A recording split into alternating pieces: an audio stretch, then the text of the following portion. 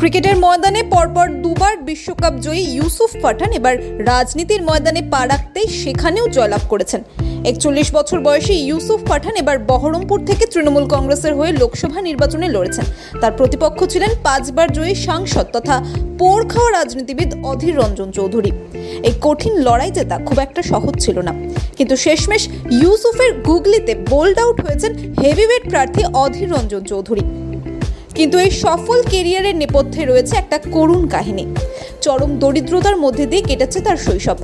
সাংবাদিকদের দেওয়া সাক্ষাৎকারে ইউসুফ জানিয়েছেন তার শৈশব কেটেছে মসজিদের একটা ছোট ঘরে। ছিল একটা মাত্র ছোট্ট ঘর, সেই ঘরেই পুরো পরিবারকে থাকতে হতো।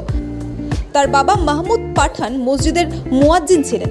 বাড়ির অবস্থা ভালো না থাকায় বাবা দুই ভাইকে মসজিদে নিয়ে যেতেন।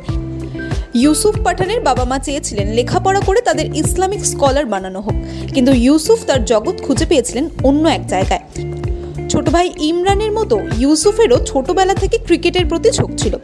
দুই ভাইয়ের কাছেই নতুন ক্রিকেট কিট কেনার মতো পর্যাপ্ত টাকা ছিল না, কিন্তু সমস্ত রকম প্রতিকূলতাকে জয় করে মনের একান্ত জোরকে কাজে লাগিয়ে তিনি হয়ে উঠেছেন দেশের সেরা ক্রিকেটারদের মধ্যে অন্যতম একজন। 2007 এবং 2011 সালে তিনি মহেন্দ্র সিং ধোনির নেতৃত্বে বিশ্বকাপ জেতেন।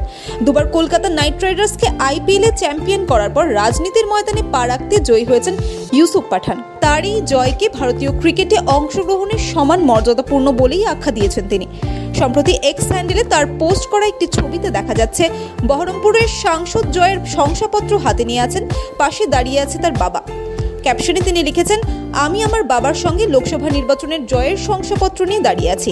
এই জয় এবং গর্ব ভারতীয় ক্রিকেটে অংশগ্রহণ করার সমান। ক্রীড়া থেকে রাজনীতি, আমার মিশন হলো সেবা করা এবং আমাদের জাতির উন্নতি ঘটানো। ইউসুফ পাঠান 85,022 ভোটে জিতেছেন। ইউসুফ পাঠান জিন্দাবাদ, জিন্দাবাদ, জিন্দাবাদ। ইউসুফ পাঠান জিন্দাবাদ, জিন্দাবাদ, জিন্দাবাদ। জিতেগা ভাই, জিতেগা। ইউসুফ পাঠান জিতেগা।